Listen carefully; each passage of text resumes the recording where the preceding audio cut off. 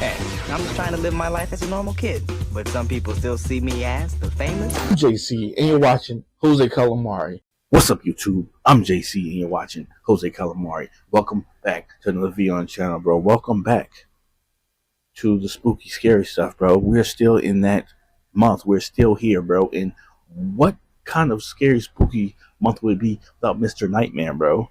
Okay? One of the goated YouTube channels as far as these creepy stories, scary stories being told, okay?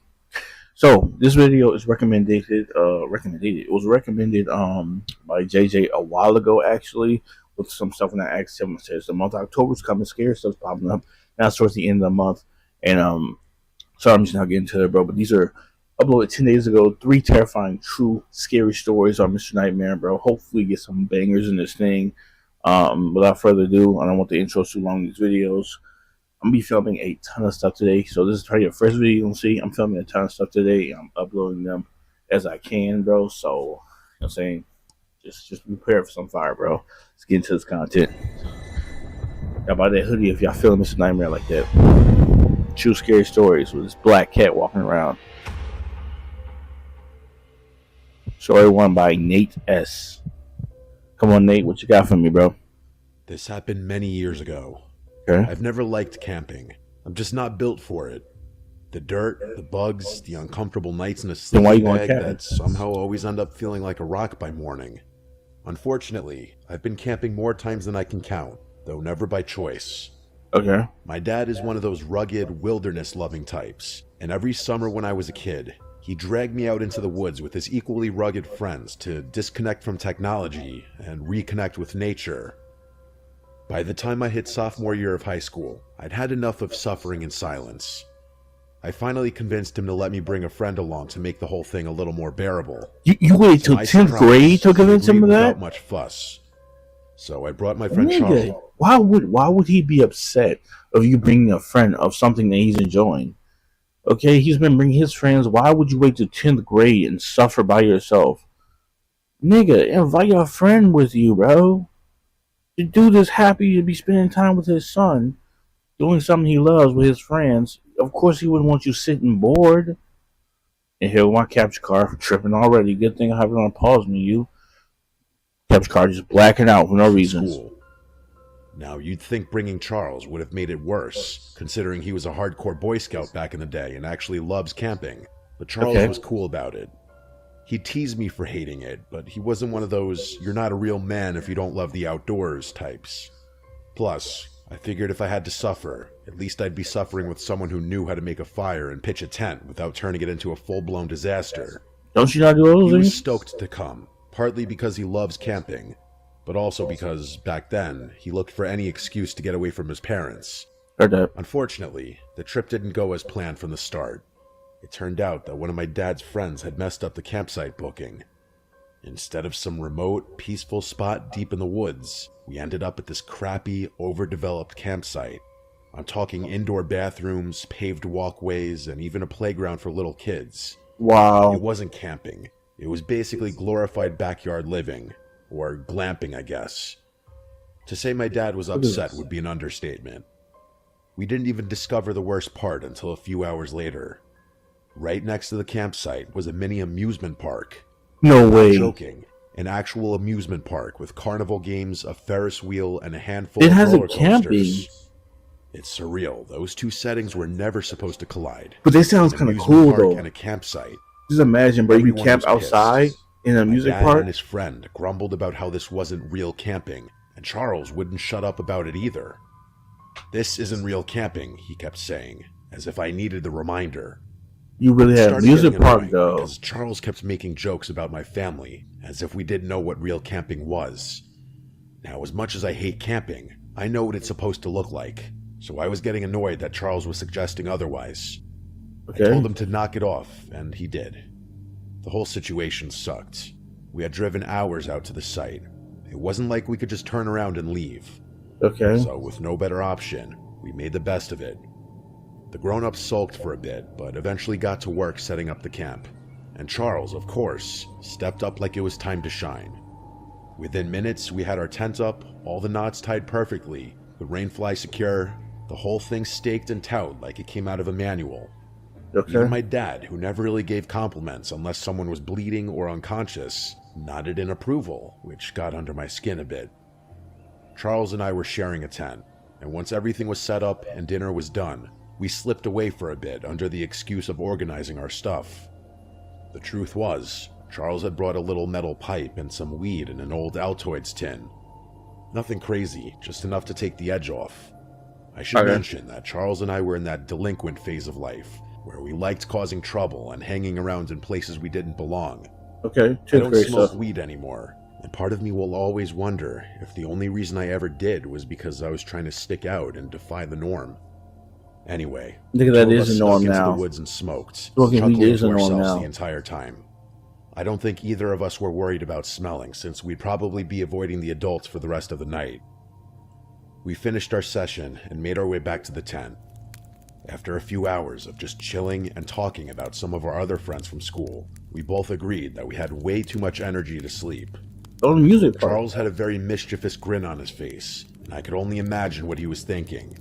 He suggested we go explore the campsite, and I was skeptical.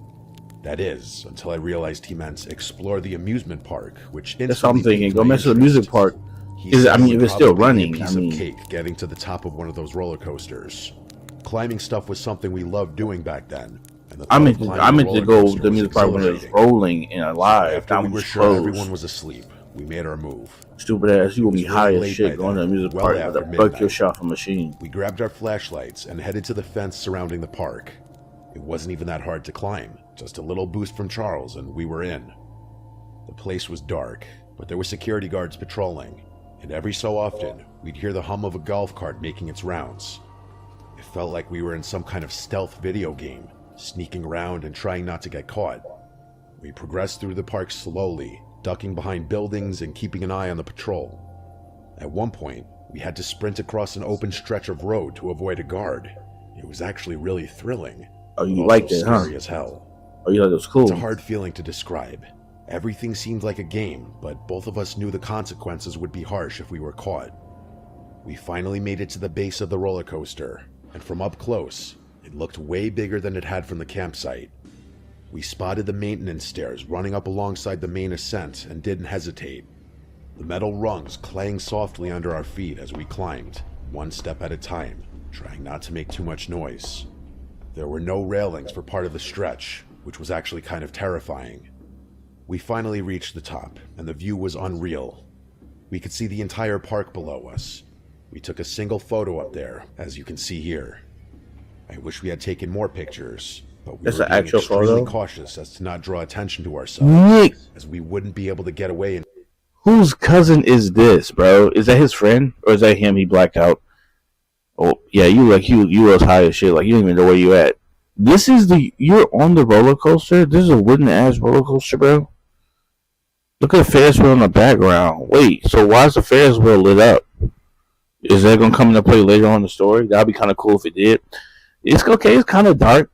This just does not look like camping. I'm just letting you know right now. This looks like y'all like I don't know, just snuck into the music. This look crazy though. Would y'all go? Would y'all do? Let me know in chat in the comment section. I keep saying check like I'm live. I'm in live in a minute. Let me know in the comment section below, y'all. Would y'all sneak in a theme park, bro? Avoid security guards at night just so y'all can sleep on a roller coaster, bro. And just chill on that bitch high. time if someone spotted us from below. Eventually, we figured we'd pushed our luck long enough and decided to head back. After making it to the bottom, we started creeping through the park back the way we had come. For whatever reason, the return route was much quicker than the initial one. Maybe the patrol wasn't as intense or something at that hour. I really couldn't tell you. Where's the scary part? We were maybe 5 minutes from the spot we'd hopped the... Nigga, we are like 6 minutes deep in this video. This is a 26-minute video. Why you can just summarize, like, yeah, I get it's all this integral to the story, my nigga. Like you climbing those stairs, like, you know what I'm saying? The description of the security being light, like, you couldn't summarize a lot of this, bro. You know what I'm saying? Were you high when you gave the story of this was right making now? around in a golf cart, so we had to Damn. quickly duck behind a snack shack and wait for them to pass. That's when I noticed something move in the dark. At first I thought maybe I imagined it, or maybe it was a shadow from the golf cart's headlights bouncing off something weird. But then Charles tapped my arm and pointed in the same direction. I focused my gaze a bit more, and confirmed it. About 30 feet away, just barely visible in the darkness between two buildings, was another person. Okay. They were crouching down, just like us. Okay. They were also sneaking around and trying to avoid the guards. Just like It y'all, didn't look probably like some a kid, kids. though. Okay. The worst part about it was that I was fairly confident they were looking directly at us.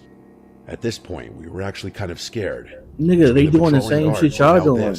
The situation was getting a little overwhelming. Okay.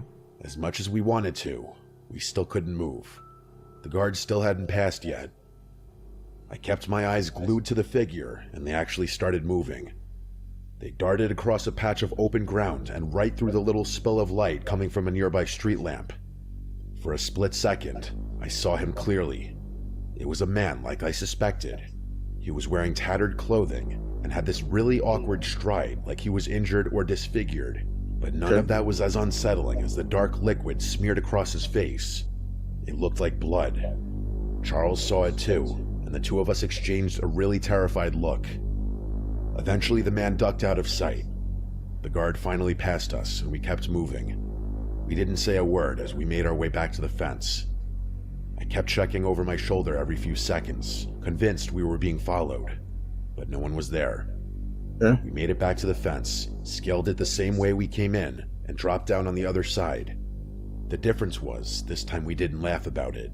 All I wanted was to be back in the safe confines of our tent. I Okay. could tell Charles was thinking the same thing.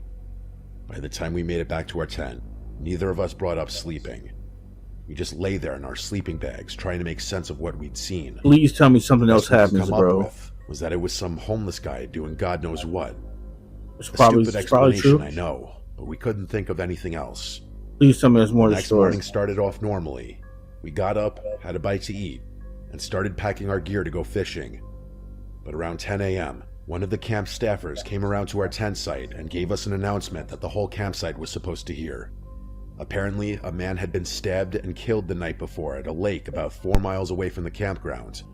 They weren't giving many details, but the guy who did it was still on the loose, and the local sheriff's office had asked all park rangers and campsite staff within a certain mile radius to be on high alert. They described him as a disheveled white male in his late 30s, shirtless, possibly bleeding, or with blood on his clothes. Then they instructed us to pack our things and leave for our own safety.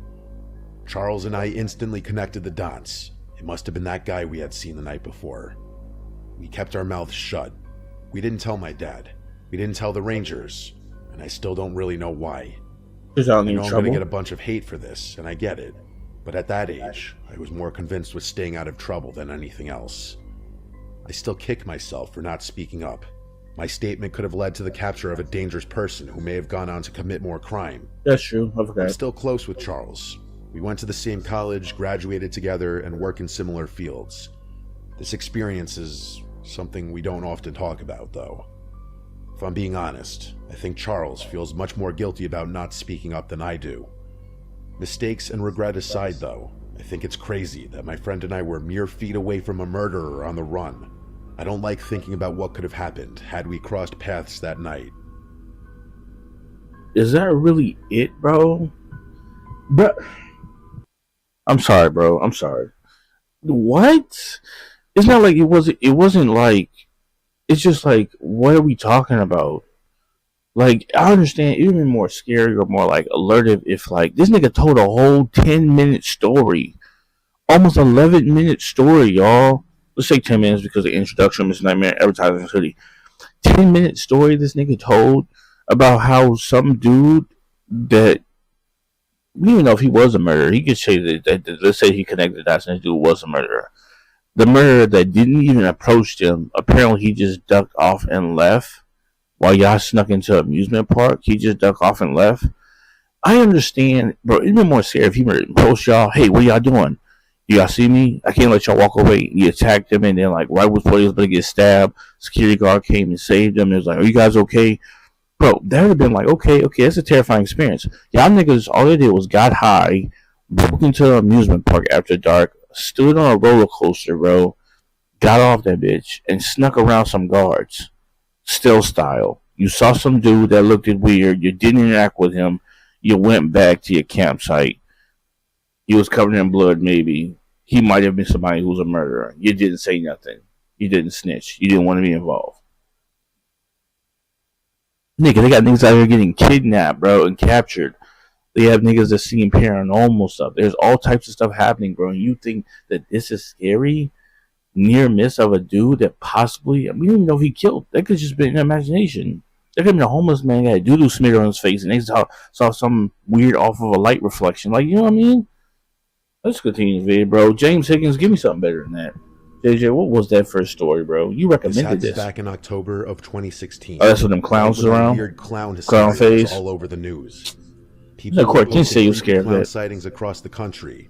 Most of them were obviously hoaxes or people just trying niggas was getting shot with that stupid shit. As you know, there were a couple true cases that were downright terrifying. Dumbass niggas got shot. What happened to me was one of them.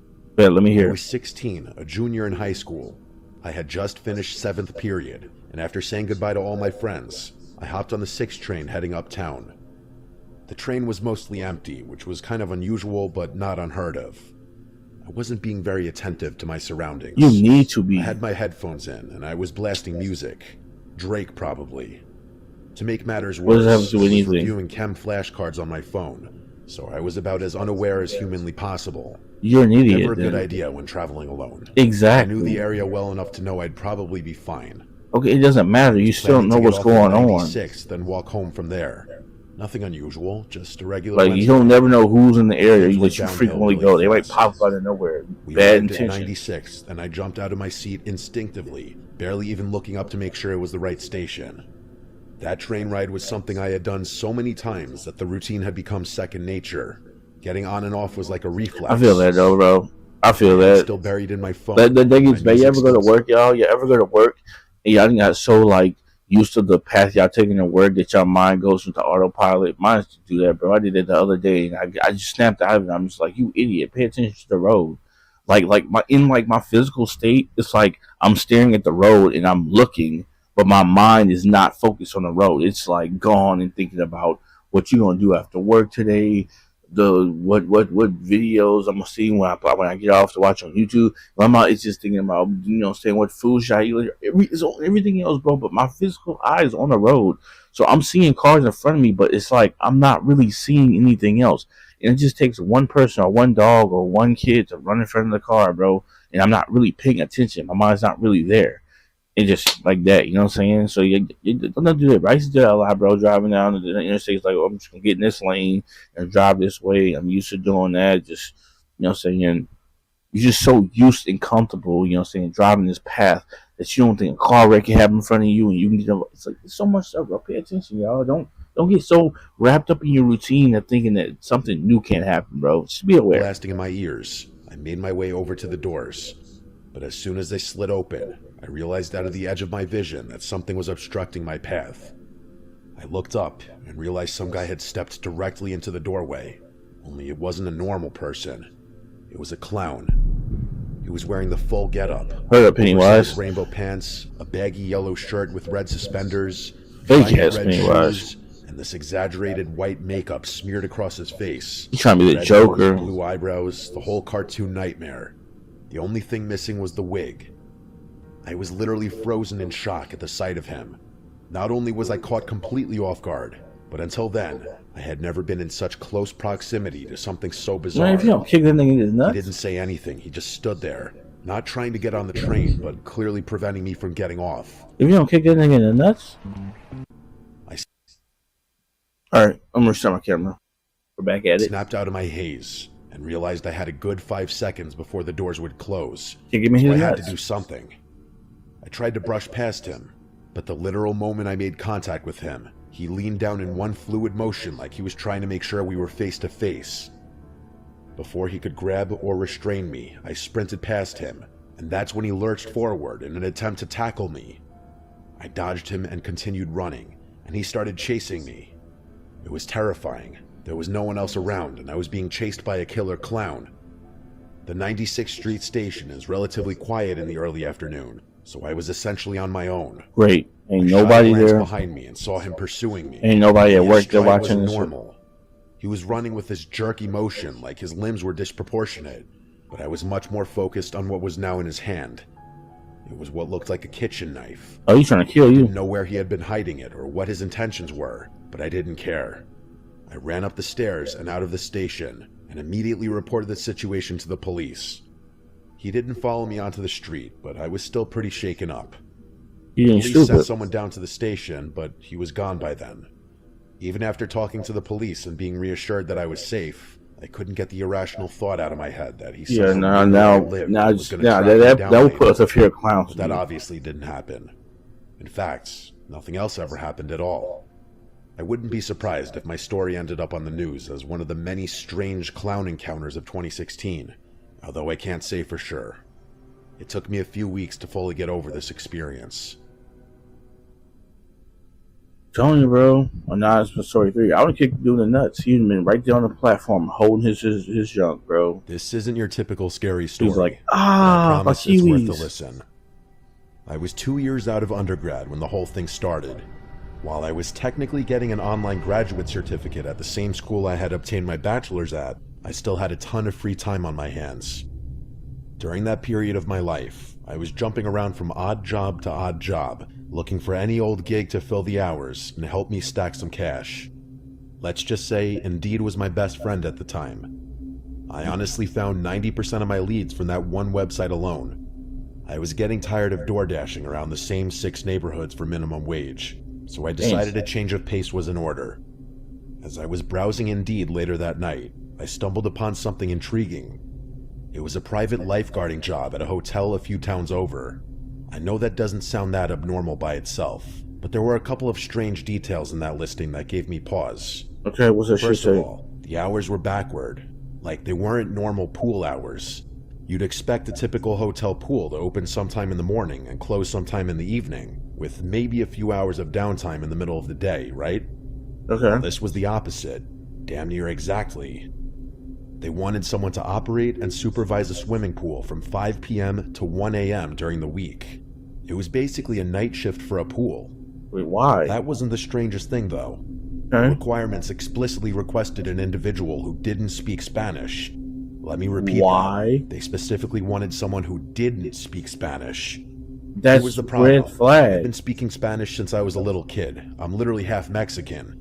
The town the hotel was based in was predominantly populated by Spanish-speaking Americans too, so that requirement didn't make much sense to me. In Right? fact, nothing about the listing made sense to me. Then why did you I touch remember it? being beyond perplexed when combing through it. There was one thing I was feeling pretty good about, though. $30 an hour, which would probably be something That's why you like took it. $50 in today's inflation-adjusted economy. Oh yeah. I don't Ooh. really know if that's true, but the point is, $30 an hour Back back then was then? like stubbing your toe on a gold bar. Hell yeah, niggas be home Safe for to $20 say, an I hour. disregarded all the other nonsense and decided to focus my 30 an attention on hour? the compensation. I Nigga. decided that I'd just pretend not to know Spanish. What were they gonna do? The gig must have been either brand new or in really low demand, because I heard back and was actually invited to interview within a few hours. Fast forward to the first day. I pull up to the hotel, and everything looks exactly how you'd expect. This pudgy Mexican-looking dude comes out to greet me, and the two of us exchange information and have a laugh. He was actually really friendly and pretty funny too, and his amiable demeanor put me at ease a little. I'm But as telling we you, were walking into the complex, right now, this other taller guy turned a corner and started staring me down. him being able I could tell to right away speak that I was being Mexican, profiled, Spanish, and I save started me. wondering whether having the first person to greet me behave so unimposingly was a ploy to get me to lower my guard. The second guy walked right up to me and started communicating with me in Spanish. He didn't smile, didn't say hello, shake my hand, nothing. I instantly knew what he was doing. He was trying to gauge whether or not I knew Spanish, so the listing hadn't been BS. I gave him a blank stare, even though I understood every word.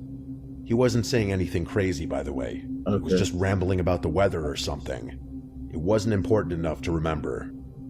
After a few seconds, I turned to the first guy, who turned to the taller guy, and then the two of them burst out laughing, like they had both been in on some practical joke. The taller guy flashed a smile, outstretched his hand, and said he was just messing with me. I went along with it, but I was a No, little he weirded wasn't. out. He introduced himself as Jefe, and the bigger guy as Esteban. The three of us walked through the complex Esteban to get to from the pool. True Life and the Second taller Cody? guy, who I assumed was the one in charge, started talking me through the job. According to him, they needed someone to work later hours because they wanted to increase revenue, and they were going to start charging non-guests just to use the pool. I didn't even know if that was legal, but I wasn't about to start complaining. Okay. I was told they wanted someone who didn't speak Spanish because it would prevent rowdy outsiders from trying to harass me, which I didn't fully understand, but went along with it anyway. What? My responsibilities were as follows.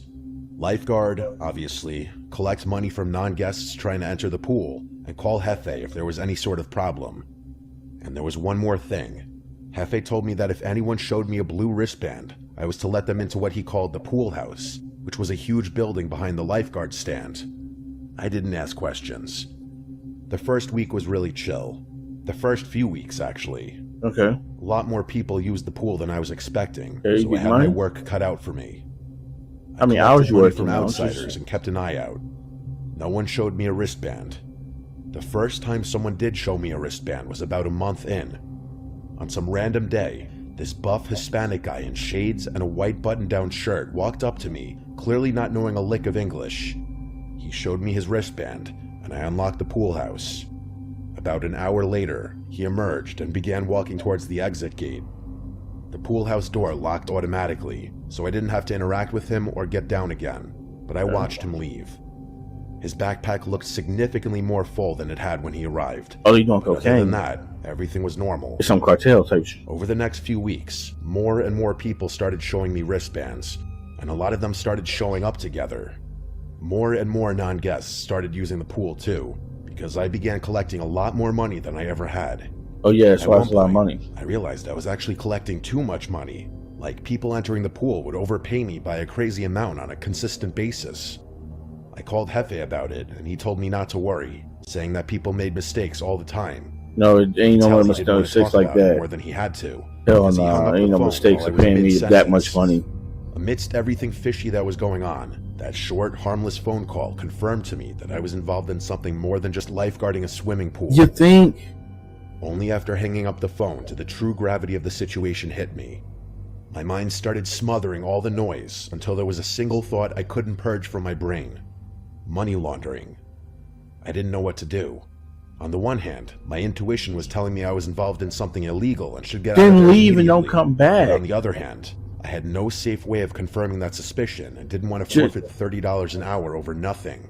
So I Nigga, kept my mouth shut and kept the job. it was too good to be After true. that It's moment, probably I started probably piecing just- everything together.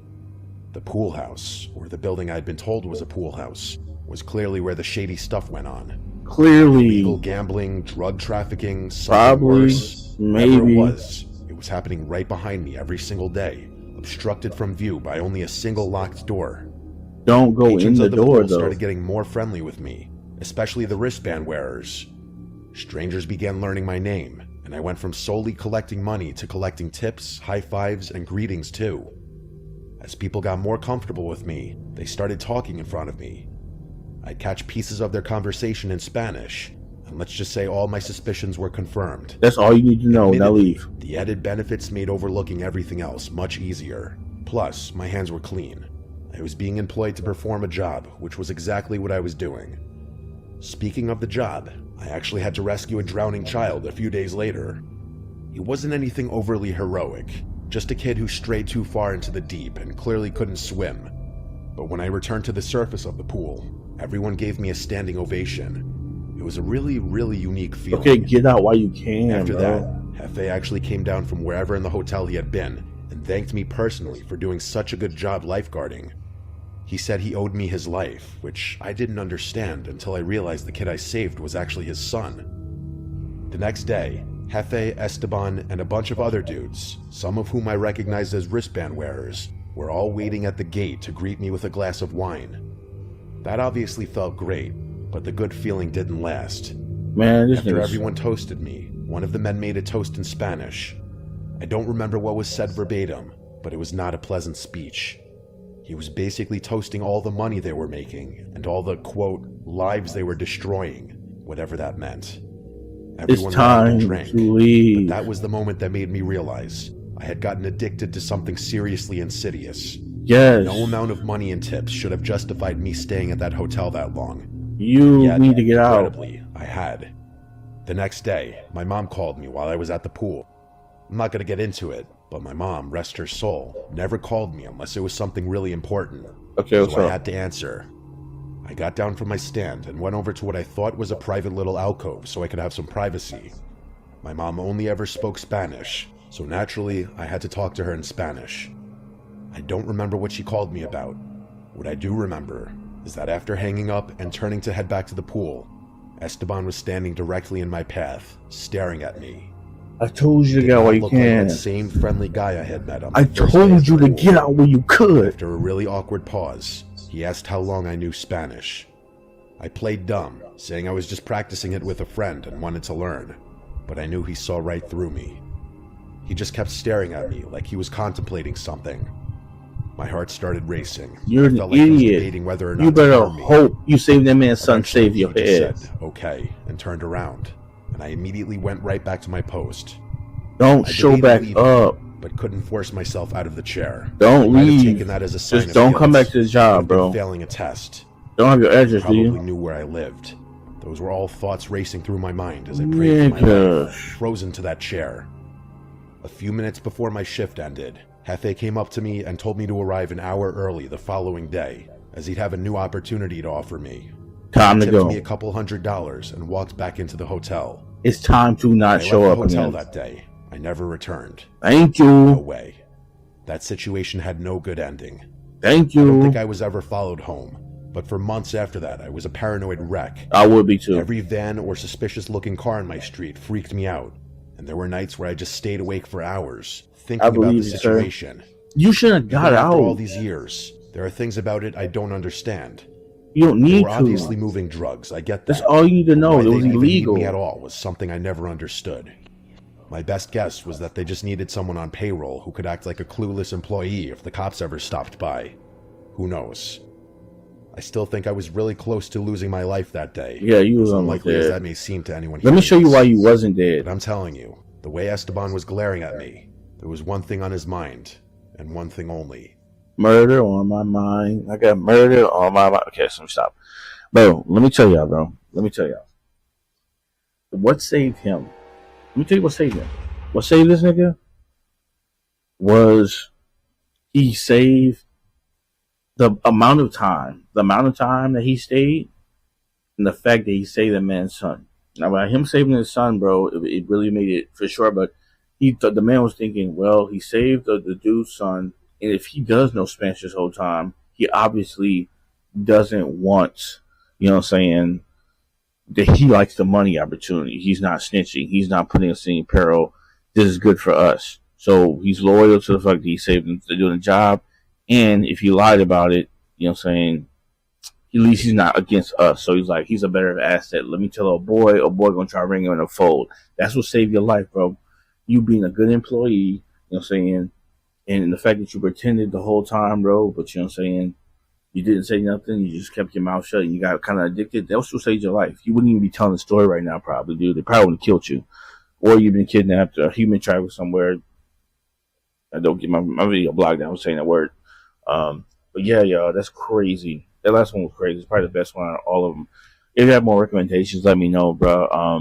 I'll be filming a lot of videos today. Don't know next time I'll be able to film in bulk like this. If the month of October spooky season does end by the time I want to, record another set of videos. You know what I'm saying? I got to see the videos and want recommendations. Please recommend them still. You know what I'm saying? Just because it's not spooky season no more, it doesn't mean we can't react to scary stuff, because we love scary stuff on this channel, bro. We just do. All right, if you look at my channel, reaction videos, we just love it, okay? So keep that in mind, bro. I'm JC. Until next time, guys, you're watching Jose Calamari. Later, people.